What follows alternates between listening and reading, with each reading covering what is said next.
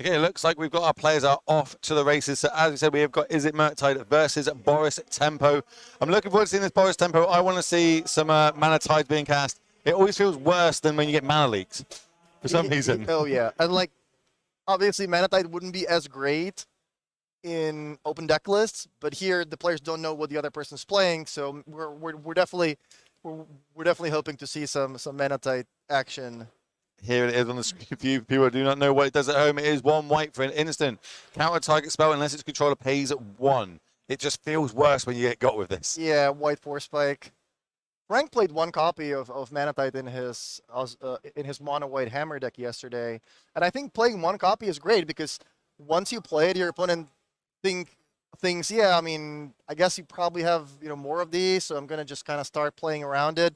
But at that point, they're kind of like playing with Sphere of Resistance, which is great for you. So playing one copy is kind of the perfect number, and ideally you even board it out for game 2, and then your opponent plays around a non-existent card in your deck. I know what you're all thinking in the chat. What is that card that hit the graveyard? That is a Timeless Dragon. You are seeing that right on your deck. One we don't particularly see too much, but it is as a Modern Horizons card. 5/5 with Plane Cycle.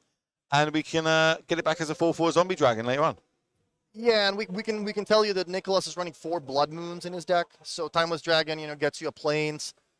Obviously plays right into setting up the right mana base before you play Blood Moon. But yeah, Nicolas's deck is really interesting.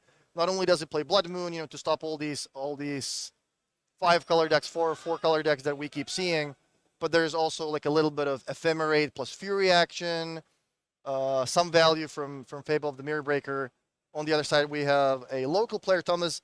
He was in Naples a couple weeks ago playing the regional championship. He's playing Is It Murktide. I was watching him last round. Very good player. Very chill person. So nice to see some local people doing well as well. Yeah, I've spoken about this many times off the camera to you. I feel like there's a lot of people now coming to these events. We're kind of seeing the same faces, and they're doing well at all these events. So, we're trying to get a bit more spotlight on them. And here's Mana Tide. Here's the first one being cast. Can we get... I want to counter on the deck. How many Mana Tides are we going to see? That just is beautiful. I don't know why I love seeing it. I love seeing it, but I hate being on the receiving end of it. And if I'm the other person, I'm playing a Modern tournament, so somebody Mana Tides my spell, I'm like, dude, what? Like, people play that? Exactly. That's awesome. Boom, headshot, says chat. I love it. It really does feel like that when you get got with it. Like, what? You're playing that in your deck? It's terrible late game until you get done by it. The good thing is, with Fable of the Mirror Breaker, it doesn't matter how many situational cards you put in your deck. At worst, you can always cycle them for something new with the Fable trigger. So, yeah, even if Nicolas has some of them, in the late game, he can still trade them for new cards with the Fable trigger. But at least here, Thomas was playing end of turn charm. Nothing too crucial. Like if it gets countered, sure, I'm not gonna draw 2 cards, but it's not like you just countered my game-winning spell. So at least it didn't hurt that bad. This is a slightly different build to what you kind of see in Is It Murktide? I suppose that's the power of these 2 colors. There are so many cards you can play. We do have 4 Fort Scour in the main, as well as the 2 Archmage Charms. Yeah, slightly more controlling build.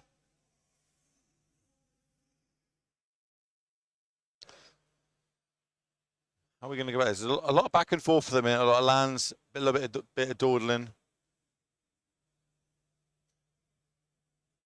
Here comes Ledger Shredder. Powerful 2-drop. And Lightning Bolt to the face to try and trigger the Connive. We're going to get to draw a card, discard a card. That was a Lightning Bolt drawn. At this point, if you're the Murktide player, what are you thinking your opponent's playing? I'm gonna plane cycle my dragon and then Mana Tide your spell and then play 5 lands go. Is that like, what's going on? Yeah, what do you think is going on? Like I'm thinking like, are you on some kind of combo? Like what should I even be afraid of? Being asked, does he have Teferi in the sideboard? He does have Teferi Time Raveler in the sideboard. We'll get to that shortly, though, because obviously we are going to stick here for all 3 games if it goes that long. So we will get a good look at these decks. We will see what's going on and what spice we see on the right of your screen. Remember, this is a 9-round tournament yesterday, and we've got another 9 rounds of Magic for you today. 6 of that being in the Swiss, followed by the cut to top 8 where we will have all 3 rounds until we eventually crown a champion and give him this trophy in front of us. This deck is spicy. This is a good find, mine. I gotta give it to you. This is I didn't think we'd be seeing this around number 12 this weekend, but we are. And this is what I love about Modern, right? We spoke about it. Card pool's so big, so versatile, so many different decks can come in here. Some people turn up with their pet decks. Not everyone can afford these big, expensive Murktide decks, which, you know, the price tag is quite high when you want to put 4 Ragavans in there.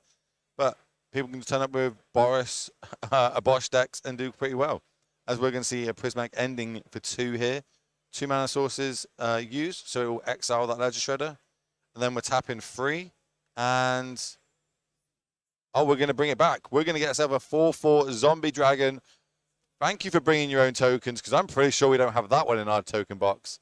They're asking, can I use this? Maybe we do have it. Okay, we're just going to put that there to represent it in a minute.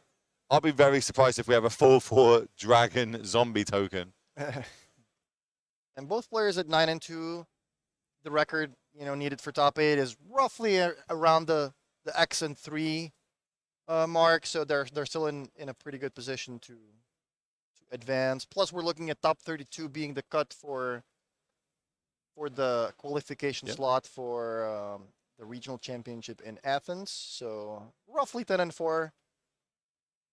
Here comes the big Murktide. 4 of them, 4 copies in the deck for Thomas. And it's a 7/7. Yeah, slightly bigger than the Timeless Dragon. We do know about, like, obviously we've got access to deck lists, and that was a Fury drawn off the top. So if we have something like an Ephemerate, that would be brilliant. There's our 4/4 Dragon token. Yeah, and if you're looking for tokens, you can use these new Ultimate Guard reusable tokens. That I found out that they had them when we did gunslinging on Friday, and it's a pretty cool thing. Yeah, it's like someone's actually thought about it. You know, there's multiple different tokens. You don't want to carry them all in your box. Ultra Guard now have these new ones that you can wipe clean and then redraw onto what we need. Passing the turn back. A lot of cards in hand. I think that might have been a Season Pyro drawn to the front. It is a Season Pyro.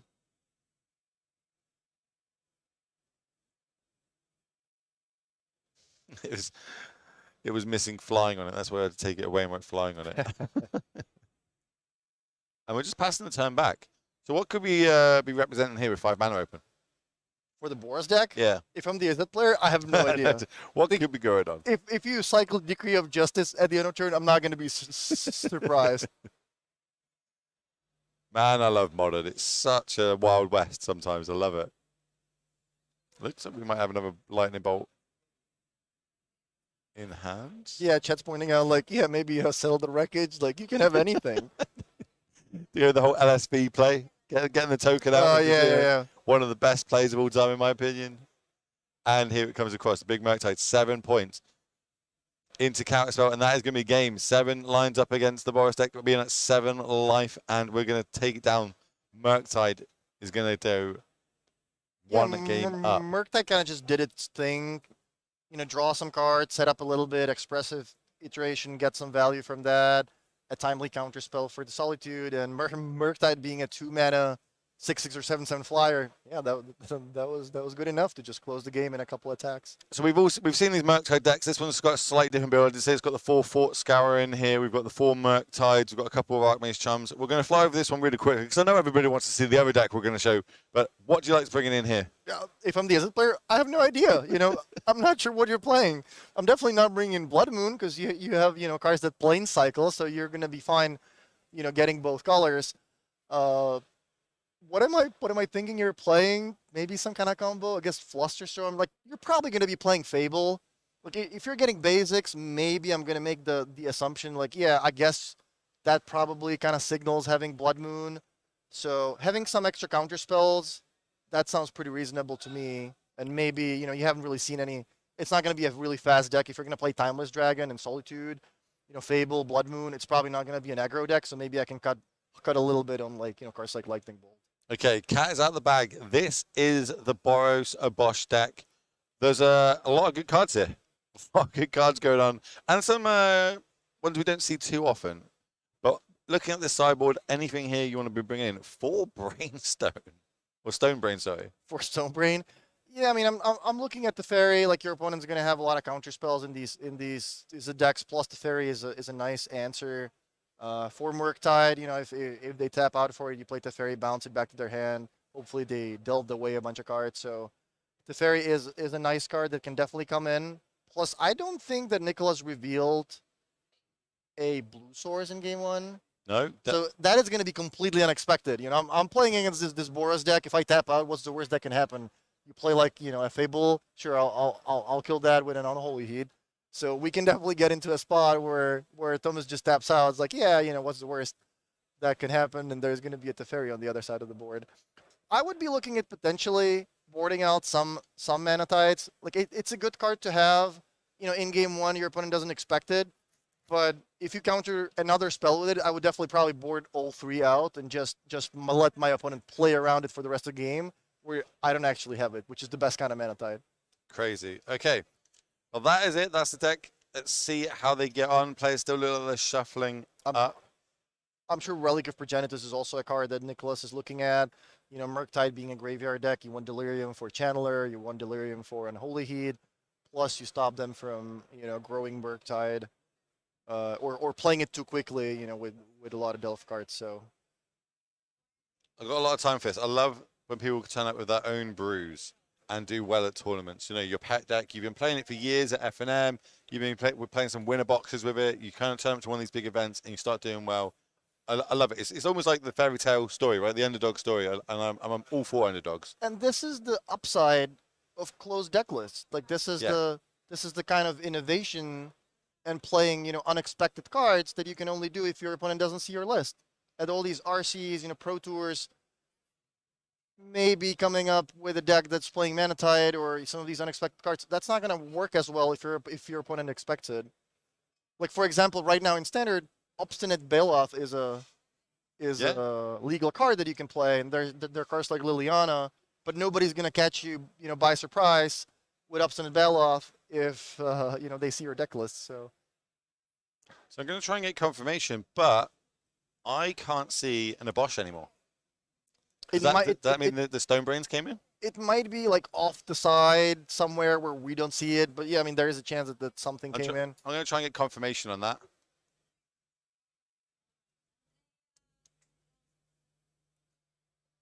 As it looks like we might be taking a mulligan.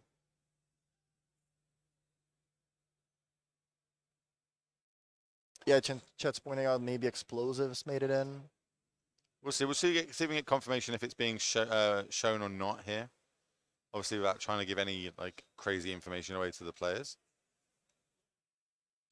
But you know, these companions, they're not free. They do have other techs on them besides being the 16th or 8th card in your hand. You know what I mean? There's a 7. There's always a chance, and I've done it. I've been guilty of this, shuffling my companion into my deck and forgetting about it, and then presenting it in my my opening 60 or having 60. Look at his hand, by the way. I see a land, Ragavan, and a Manatide. So, an unassuming opponent going mount and go, oh, you want to attack with Ragavan? I guess I'm going to bolt it. Oh, wait, I already let you untap. Now you can Manatide my Lightning Bolt. That could definitely happen this game. So it looks like we're going to keep this 6. Okay, the Obosh is getting moved into camera, so it looks like Obosh is still the companion. I didn't think this was the game for Stonebrain. And we are starting off with a Ragavan. Yep. Let's see if Thomas reads the play. Okay, I saw that you had a Manatide in game 1, so I'm going to play my removal spell already on my turn. Okay, this is an interaction I want you to talk about. Fetch land and bauble. Yeah, there are situations where you want to bobble your opponent, you know, see what they have on top, maybe have a little bit of extra information. You can also target yourself. And before you crack the fetch land, see if you like the top card of your deck. If you do, you can leave it there, but then you can't really crack the fetch land. So in this case, if Thomas needs the red source from the fetch land, it doesn't really matter if he cracks it before or after, because it's not really going to help him too much. I love it. I love the tap of a bauble. I don't think I've ever seen a tap of a bauble. Normally it's just, I'm just going to put it straight into my graveyard. Yeah. And, just, and look at that. Thomas making the right play. Okay, I saw you play Murktide. I'm not gonna take any chances. I'm just gonna fire it off right now, and it definitely paid off because there is a Murktide in Nicholas's hand. Ragran's going to come across Connect, and it's going to take a counter spell, but we won't be able to cast it. But at least we know that's one less in the hand. We're going to draw 2 cards for our turn, 1 off the Mistress Bauble, 1 for our turn. But now we have that Tide mana up because of the treasure token that the Ragavan has made. It's just it's the mind games, right? Making your opponent think that, oh, they have to play around it. That might have been a really good turn to play Ledger Shredder, but I can't do it because what if it gets Mana Tide? Here's a 3rd land drop, Odmeza, and we're going to dash this Ragavan again. Super powerful 1-drop. It's going to eat a different foil lightning bolt. I'm already tilted. Yeah, I've got to play both the same art as I go. Thought Scour ourselves. Going to put 2 into the graveyard, 1 to hand. I like this Murktide build. It's a little slower. It's a little like less focused on being more aggressive. I like the full 4 counter spells. I like the extra counters in the form of Spell Pierce and Archmage's Charm. Plus, Archmage's Charm is like just a really nice card. You can Really steal nice. you can steal Ragavan. You can steal construct tokens maybe, stuff like that. Obviously, they're not going to be too big on your side, but at least you're not dying to Saga that easily. Do you remember when we used to have Cryptic Command? Used to be the most powerful counter spell. Had all these different options on it. Well, we'll just make it a little bit cheaper and give it some more options. And here comes a powerful 3-drop, Fable the Mirror Breaker. So now Thomas has an option. I do see that Archmage's Charm. You can counter the Fable, or you can just say like, oh, sure, you make a 2/2 token. That has a mana value of 0. I guess I'm just gonna steal it at the end of turn and start making some treasures for myself. Yeah, could do that. So this is an interesting option because sure, if I go for that play, I steal your token. You still do get value from Fable. You still get to, discard 2, draw 2, plus then it transforms. Oh no! Oh my God! No, that's a no. real Murktide. Yeah, that's awesome. Mana Tide number 2 comes down. That is going to counter the Archmage's Charm again. And Fable's going to hit the battlefield, making itself a 2/2 Shaman Goblin token. Dress down, draw for the turn. Get 4 spiked. I'm not even angry about it. I'm happy about it. I want to see more of that card cast this game. But we are tapped out now. We know that we can at least resolve something if we want to try and go that way. We have enough cards for a Murktide if we want to go that route. This was a very high value Murktide because resolving Fable here is pretty good. Your opponent already used some removal on your creatures. I think 2 lightning bolts were already used.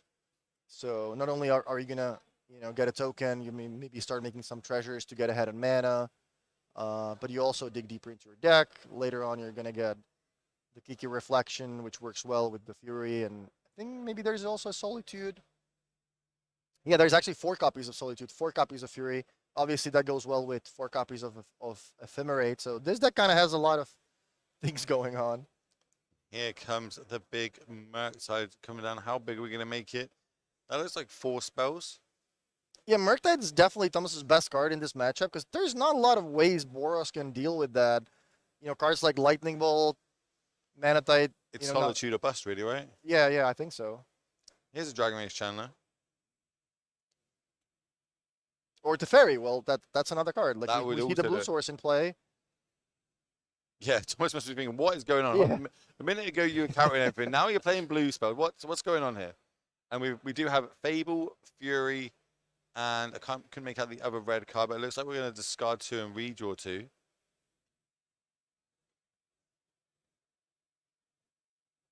Fable and the Fury. What sort of signals does that send? If I see my opponent ditching both of these, I think they drew 2 Solitudes. Wow, that's awesome. Yeah, I mean it doesn't really signal much. I'm probably thinking, yeah, Murktide's gonna be great. Game 1, I just won on the back of a big Murktide. My opponent had no answer.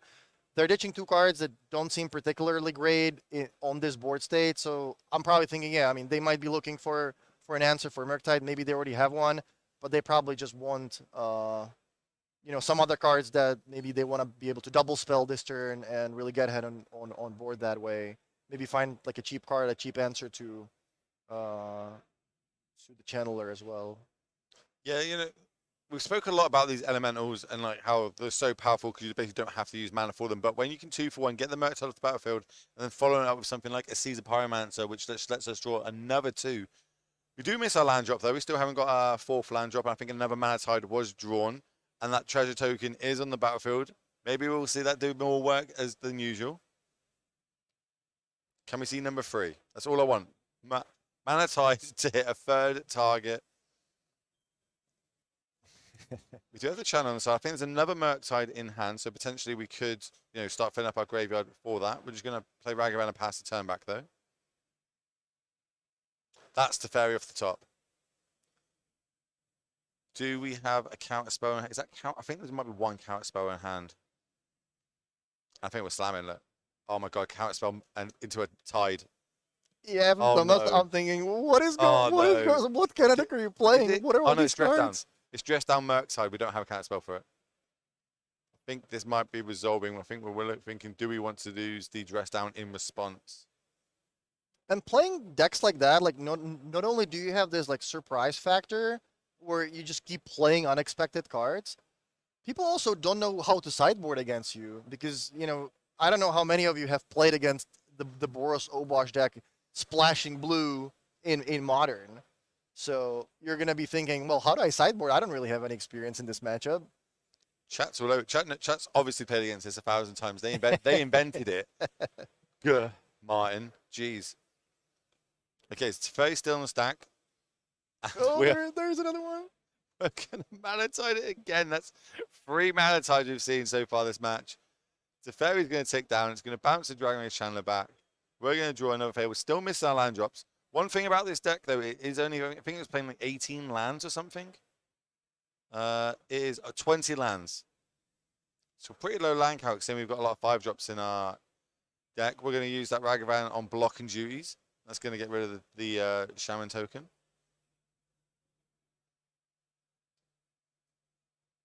Yeah, it does sound like a clickbait deck. No. There are 2 copies of Emeria's Call as well. Oh, I suppose the spell lands, so 22. So at least 22, yeah. Plus the ways to fight cycle. Plus the Timeless Dragon, but it still looks a little bit on the low side considering you're playing all these 5 drops. Yeah. The double-faced land cards were one of the best things to happen to Magic in a really long time, I think, because it just made for so much better games where nobody was really getting land screwed early on, and both players were hitting their land drops. If you were flooding out a little bit, you can use it as a big spell. I really like the design of that, and yeah, shout out to the game designers for that. And here comes, please don't say there's another Mana Tide. We're tapping out for this Murktide here. We're going to exile 5 cards from the graveyard. It's not going to be as big as the last one. It's only going to get itself 2 counters? 1 counter. Okay, so it's just a 4/4. Not as scary as a big 7/7. The Kiki Reflection has a lot of juicy targets in this deck. Like, not only can you copy Solitude, not only can you copy Fury, you have the Seasoned Pyromancer. Well, we've actually got the Kiki online now as well. Under a Teferi, so we know that there's going to be no responses. I think we've got Fable in hand. I think we've got this spell land that we just seen there. The one that does 4 damage. Cannot remember the name off the top of my head. The Oganto, Seat of the Emperor. That's what I think they just drew. And another Seasoned Pyro in hand.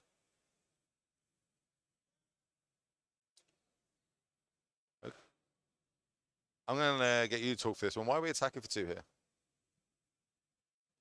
Are we bluffing? Is this a bluff attack?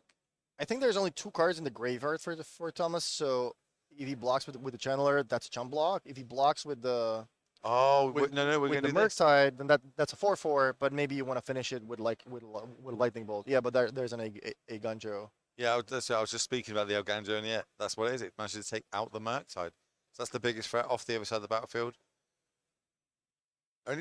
Is that 3 card types? I think we've got Artifact, Creature, Enchantment in the graveyard. I think it's a dress down in there. And we can now pit instant, so we could make this a 3/3, potentially get the Fable off the battlefield, and then get the Teferi off the battlefield. Quite a good turn.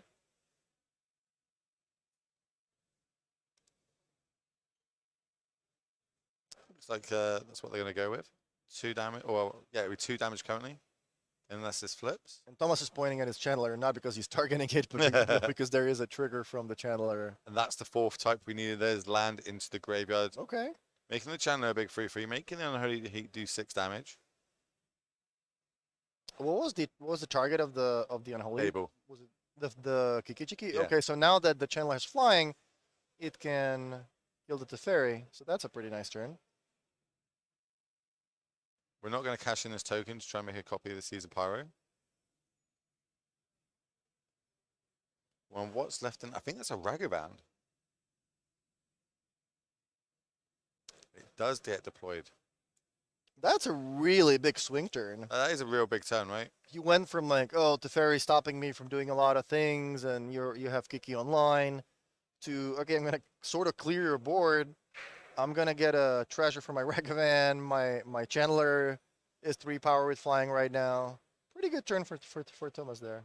Just a land hit off the top of the deck. Not panicking, like realizing, yeah, I mean, I still have these answers. I can sequence things in a way where, if I hit the right card for Chandler, I'm gonna be able to get Delirium. And yeah, looks like the game is slowly turning around. That was another Mana Tide off the top. That's a 4th one, right? Yeah. No, wait, no, I think Third there's only one. We've seen 2 this game, 1 in game 1. So this will be the 4th one of the match, but only the 3rd one for the game of the turn. So I believe they only got 3 in the main, right? Let's have a little look. Yeah, there's only 3 in the main, so this will be the last copy. Start with an iteration. Expressive Iteration is so good. There was also one of the cards that kind of took people a while to realize how powerful it was. Like during the first week, or I remember, writing about the set, looking at the cards, mostly just covering the rares because the rares are usually the most exciting. And I skipped over this card thinking like, yeah, 2 mana, sorcery. These days, if you would rather play cards like Brainstorm or like, something at the end of turn for card selection. And damn, expressive kind of just made it into most Magic formats, just being one of the better cards.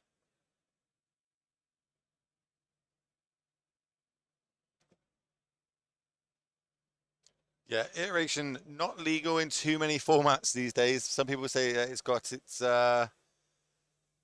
its numbers almost up. It is super powerful, 2 mana. We look at the top 3 cards of our library. We put 1 into exile, 1 into our hand, 1 to the bottom. When it first came out, I'm with you. Like, I didn't think it was. I was like, it's all right. But I was casting it on turn 2.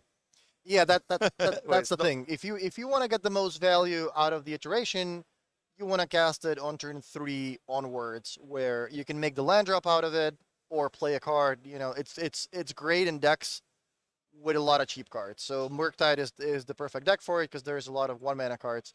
So turn 3, don't make your land drop yet. Play the iteration. Look for either the 3rd land in those 3 cards, or maybe a 1 mana spell if you already have a land in your hand and you want to keep like a counter spell for the future. And this is where we see the power of it, right? You can put a land into exile and just have it as your land drop for the turn.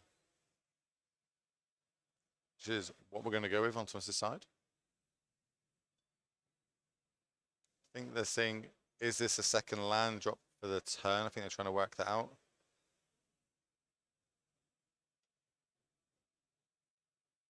I actually think it is, right? We had 3 last turn, plus the treasure token. So this turn will be the 4th land. I think the Flooded Strand was put in the graveyard from the Chandler trigger. It was put in from the channel trigger, you're right. But I think last turn we only had the 3 mana plus the treasure token. Okay. So I think we've already played the land drop this turn. And I think that's what the conclusion they've come to as well. So we can't not play it from exile. Maybe a little bit of a misstep there.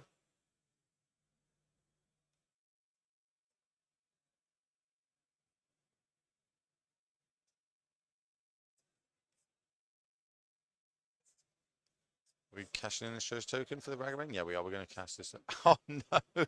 The Mana Tide, the 3rd Mana Tide comes in and gets its 3rd victim, which happens to be the Ragavan. Can someone tell me the price of Mana Tide versus Ragavan right now? What's the difference in the price? We can tell you that the Mana Tide is skyrocketing as we speak. That's all free cast this game, all free counter spells. And then follow up being a Season Pyro, no cards to ditch. We draw 2, one of them being a relic, one being another land.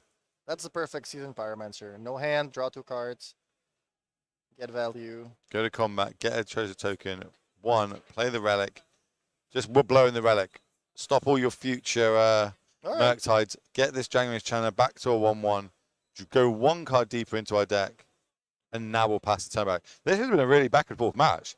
Both players having absolute powerhouses of turns. So one thing Nicolas could have done is when Channeler has Delirium, it has to attack. Yes. So one thing you can do when you have Relic in play, you can let the Channeler player attack with the Channeler, then blow up the Relic in combat, make it 1/1, and then eat it. You can eat it up, by double blocking with your Pyromancers. That was either a Solitude or the Dragon off the top, I believe. A good follow-up turn. Ledge Shredder and Season Pyromancer. How are we going to do this? Hit land for the turn. I'm really glad we picked this match. This is this is a lot of fun. It's something new, you know. It's really cool that Nicolas brought this deck, and it's just awesome to see, you know, people on different unusual cards and innovative decks. So we've got mana up to hold up this Solitude in hand. Do you like firing it off now, or do you think we wait and potentially could get it countered? Turns out I answered the question for me. It's going to come into play. We're going to target this Ledger Shredder. Yeah, I think you really do want to keep attacking and put on as much pressure on the opponent as possible. On the other hand, if you do attack, you open up the possibilities of, you know, your opponent trades with the Pyromancer, they get an extra card in graveyard. Maybe that's going to allow them to play like a Murktide, maybe if they consider next turn. So it kind of depends on I don't know if Nicolas has any cards left in his hand. I think there's at least 1 on the bottom of the playmat. So it depends on the rest of the hand, but also just getting Solitude in play sounds pretty good when I have Fable. I think the Fable is online. I'm not 100% sure. Yes, I believe the Fable's online, and we've got multiple different targets we can choose. We can either try refilling our hand, we can start killing creatures with the Solitude. Yeah, I think there's a Fable token, so if that attacks, you're gonna get a treasure, and you can crack the treasure to activate the Kiki token. I think I'm going all in. I think I'm sending all the Season Pyros in here. Maybe we're worried about something like a Ragavan coming back on the backswing. So we're going to leave it back for blocks, but a little bit of damage is going to come across here. Trade for the token with our Season Pyro. You're still pretty happy about this exchange because you created treasure. Yeah. And this game was really a game where Fable did so much work. Okay, so it looks like it was not actually active. I mean, maybe flip that turn and then we cast a Solitude. I got you. Yeah, there was too many things happening, so we got kind of lost. There's a lot going on right now. Which Fable was flipped, which was not.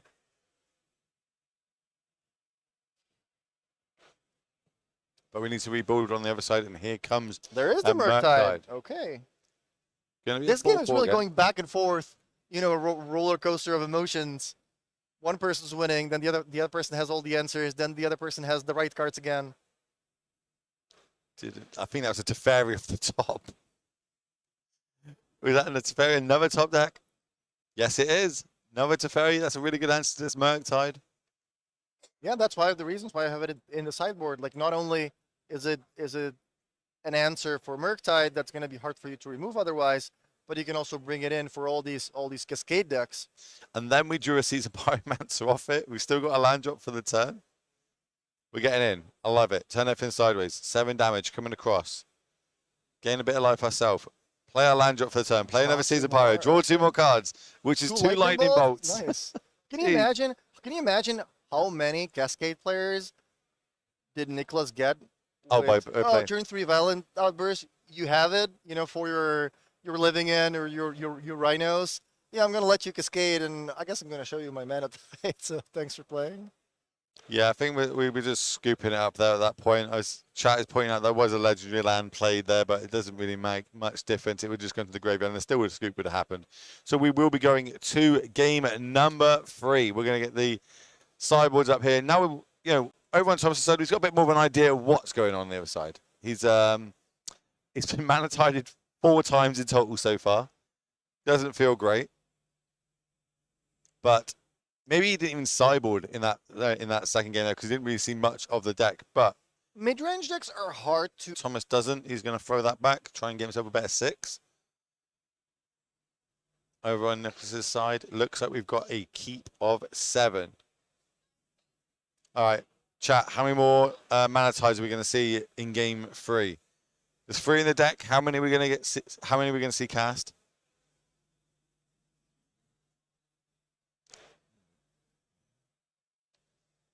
Let's have a little look. This doesn't look like it's got much land in it, if any at all.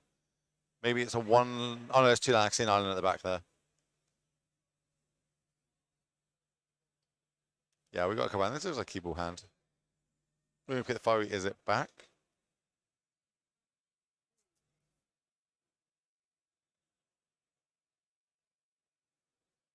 So we're going to start off with the Fort Scour, putting 2 into our graveyard and drawing 1 for the turn. That's a dress down off the top.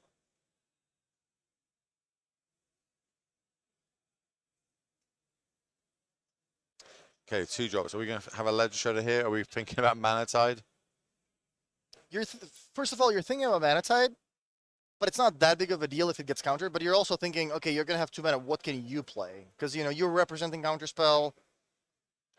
What can you do on turn 2 if I tap out here? You're probably thinking, okay, well, that's not going to be too crazy. I know you have Fable, you have Teferi, so turn 3 is when Thomas really wants to keep untapped mana. We've got 2 Mana Tides in hand. 2 Mana Tides? 2 Mana Tides in hand, shucking this in. I think we're cashing a Fury in just to get rid of this Dragon Rage Chandler. That's a bit aggressive. Yeah, if I'm Thomas, I'm pretty happy about that. We get to dash this in. We get to make a treasure token. I like this because there's no blue answer. That will be able to stop this Ragavan. There's no Vapor Snags that, well, at least not seen. So now we'll get a treasure token, so we can still hold up this Mana Tide if we want to. Yeah, like that's kind of been the thing of the game is I keep swinging with my Fable token. I keep swinging with this Ragavan, getting a treasure and using that treasure as an extra land, as an extra mana to pay for the Mana Tide. I like it. I like it. So we do. Does it look like we've got a Ledge Shredder in hand if we wanted to go that option? Yeah, and like normally you don't really want to Fury that Chandler away, you know, 2 for 1ing yourself, but you're also swinging with the Ragavan, and it's gonna give you an extra mana, so you're taking a blocker away when you're kind of land screwed. So it doesn't really matter that much that you're using an extra card from your hand because you're in a position where you can't really cast those cards anyway. So getting the treasure off of the Ragavan seems, you know, worth pitching the extra card to Fury there. Okay, we're gonna go plane cycling here. Go and get yourself a. Is it basic plane or just any plane card? Let's have a little. I think it's a plains card. If you have that in your cube deck, I think you can find a Taiga, not a Taiga. Yep, plane card. You're right. What is the red white duel called? Plateau. Yeah, you can go get yourself a plateau. If you Yeah, like Tundra and stuff like that. There you are seeing this in the deck. We do go get ourselves a Hallowed Fountain, and we bring in untapped, pass the turn back. Yeah, now Thomas might be maybe slightly regretting not keeping the Fury because it would have killed both the Chandler and the Ledger Shredder. Although I'm not really sure what the cards in the graveyard are, so maybe, you know, we're getting to the point where Delirium might be a thing. Plus, you can always respond with something like a Consider to get more cards in the graveyard, and it kind of gets a little sketchy. So we've got Solitude plus Ephemerate now if we want to. Not ideal because there's no 2 targets for it. Plus, this Ledger is only a 1 power. Not too scary. I'm going to start off with the Ragavan. Yeah, I think you're happy just dashing the Ragavan for now and just getting a little bit of value that way. So that's the Lightning Bolt. I think it's double. I think it might be Counterspell, Dress Down, double Dress Down in hand now. Ledger Shredder coming across for 1. I suppose this is showing the, you know, giving some signs away of Thomas's hand, saying that he's got a very reactive hand right now. Yeah, he's also kind of stuck on lands, right? Like he missed his 3rd land drop. I don't think he has any lands in his deck in his hand right now. He does have Mana Tides, but unfortunately not good for this situation. Just passing the turn back. And both players kind of stuck with expensive cards, so this Ledger Shredder is not triggering. It's been like 3 turns of it being in play, and there's not been a single trigger. That is maybe a That's prismatic prismatic ending. ending. Yeah, I believe so. That's going to try. We're going to try and get this Legislator off the battlefield. Paying two different sorts of mana for it.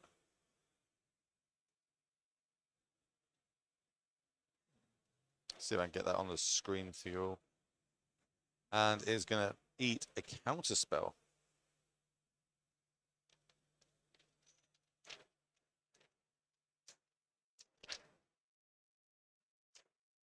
There you go. They get prismatic end on the table for you. It does get a cast spell out the hand. So Legislator comes across again for one, because both players are only casting one spell a turn.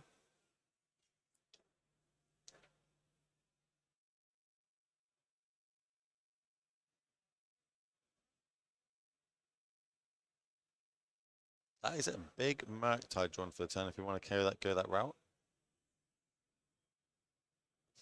Like, what if I get Mana Tide? Do I pay the extra mana? Do I not? Do I hold up one mana, just delve one more card? Do we even go for it all? Yeah, what? Oh wow, second Legislator. Okay, Legislator is also one of the best cards for this matchup because this Boros deck is not particularly fast. 1/3 is kind of the right numbers because it stops Ragavan, and it's a good threat for the late game because it lets you dig deeper into your deck. So here, I think we're going to see the Solitude Ephemerate now that there's 2 targets for it. We're going to ditch a Mana Tide. Whoa. While it's on the stack, I've got something else to do. And poor Thomas has to look at his hand of dress downs, just like, this is going to be awkward. So yeah, so basically what he's doing is he's stacking it so the second Legislator is only going to get 1 trigger when this second spell resolves. Here's the Ephemerate. Does this resolve? Oh, okay. Oh, it's so nice when you point out your opponent's triggers for you. Like, you've got this trigger, by the way. Oh, okay, thank you. Murktide drawn for the turn.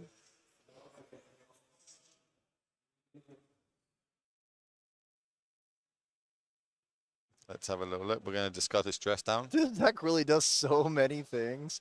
Like you have to keep an eye on your mana because of Blood Moon. You have to be wary of Mana Tide countering your key spells. You kind of need to have a cheap removal spell for the early game because they have Ragavan. At the same time, if the game goes long, they're going to be able to, Fury plus Ephemerate you or Solitude plus Ephemerate you. You also kind of need an answer for Fable of the Mirror Breaker so he doesn't, create too much value. Like there's just so much going on. I think we might see, is it Teferi with Mana Tied up? Maybe it's not. Maybe it was another land I saw in hand. But again, talking about how crazy this deck can be and what it does. Playing Teferi, Mana Tide, Blood Moon, Solitude, Fury, Ephemerate, Prismatic Endings, Timeless Dragons. This is just some good old honest magic, no shenanigans, no crazy combos, no cascade, end of turn, just some nice magic cards, a lightning bolt here and there, and a little bit of nice synergies together. Here comes the dragon. So we did bring the dragon back from the graveyard. We're going to Fort Scour ourselves, ditch 2. That's a counter spell plus a land, and draw another Fort Scour for the turn.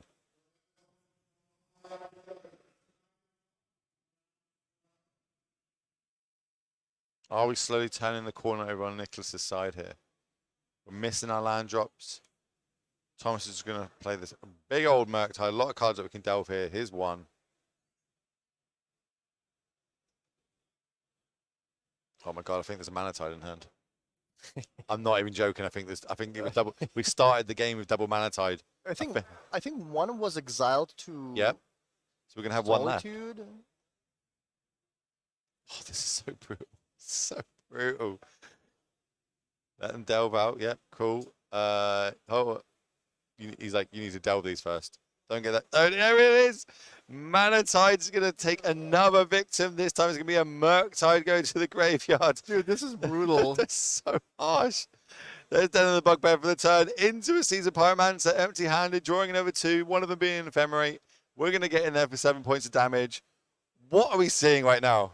What's going on? Maybe this is the deck that beats up a Murktide and we didn't know it. But obviously there's a lot of lands being missed. And I know I said that possibly you can board out the Mana Tide, especially like on the draw. Your opponent's already seen them. But they're doing so much work that maybe it's the right thing to keep them in. It's really good when your opponent's not drawing land drops. Yeah, Thomas was stuck on 3 lines for quite a while with a lot of 2-mana spells in hand. It's crazy. So 11 points. How are we gonna follow this up? I think we've got at least one dress down in hand. Doesn't do too much here right now. Might if we start using this ephemerate. Because we could just ephemerate the Season Pyro here, draw an extra 2 cards, right? Another Murktide coming down.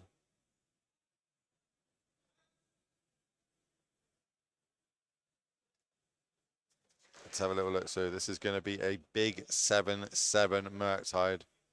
So I think now Thomas has a counter spell available, I believe, or does he only have 2? Dress down, and I think that is counter spell. I think it's the old school counter spell. We're going to ephemerate. Oh, wow. Yeah. This is the dress down, right? But then it's still coming back with the 'cause- rebound, right? Yeah, it gets rebound because the dress down has to be cast now, not at end step. So it's going to, unless this is the end step. If this is the end step, the dress down will stick around throughout Nicolas's turn. So the rebound dress ephemerate will not be able to. Well, it can target whatever it wants, but it won't. Yeah, it depends. Won't do Like, much. you cast it like in your second mate phase? Do you want to do it at the end of turn?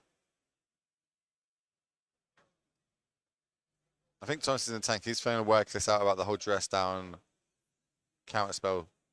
If I'm on the other side of the battlefield from this, I'm just thinking, dude, what did I do wrong? Like, how am I getting so destroyed? Like, I'm just kind of playing my game. You know, I had a decent draw. Like, what is happening? Why am I getting so destroyed here? You also got to look. Okay, well, it looks like we're letting this resolve to gain a little bit more life. There is a Den of the Bugbear as well, so we can animate that if we want to. So now here's the decision. Do we want to cash this in and draw 2 more cards? Lightning Bolt drawn for the turn. Here comes Den of the Bugbear. We're going to fire this up. Go to combat. We're going to use this dress down to stop the token and the lifelink.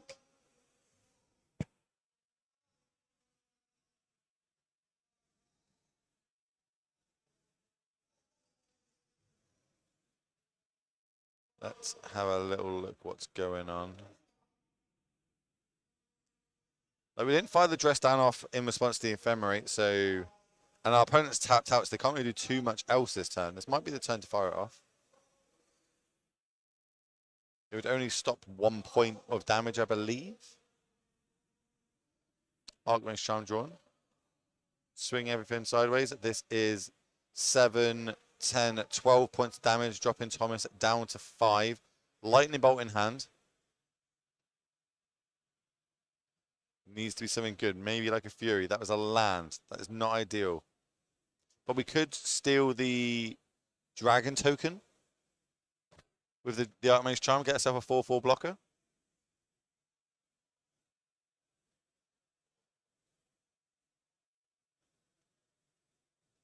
Doing some math over on Thomas's side. Are there any cards that he could draw to get himself out of this situation? Yeah, Archmage's Charm would be good. Like, you let Nicolas untap to steal the untapped dragon token. You can kind of block another creature, maybe represent a lightning bolt or unholy heat. So maybe your opponent's going to be scared to attack. At the same time, Nicolas really does want to attack if it's 2 creatures against 1 with a lightning bolt in hand. That does look very appealing. So we got Ragda Scam with all these like undying spells. Yeah. But we also got this Boros deck with Solitude and Fury combined with Ephemerate. That's Fort Scour. I think it might be an Otawara drawn for the turn. Okay, so well, yeah, clearly Thomas's plan is, okay, you want to go to attack. Hopefully you're not gonna maybe activate the Den of the Bugbear. I'm gonna steal the Dragon token. You know, see what happens. Represent the Lightning Bolt. But I think if Nicolas just goes for that, yeah, there's not that much Thomas can even have in this spot. No, I think it's just too much. Archmage Charm, I'd like to steal this 4/4 dragon, please. Sure, it's yours. Get across with everything, make the Goblin token. No matter how you block, this is lethal. Plus, I've got this Lightning Bolt. Still got all Ds, is what Nicolas says there, and advances to 10-2 with the Boros